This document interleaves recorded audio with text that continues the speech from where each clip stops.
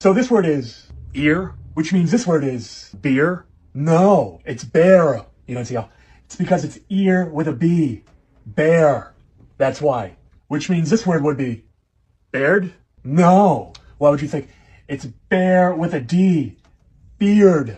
Let's take a step back. okay. This word is, Bear, which means this word is fair, no, it's fear. You don't see how? Ear with an F. Fear. Which means ear with a P would be peer, no, it's pear. Remember bear? I guess I'm moving too fast.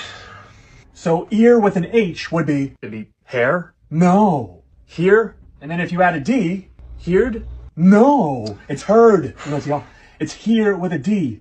Heard. Which means this word would be hurt, no, it's heart. What would you think? Here with a T. Heart. You don't see how?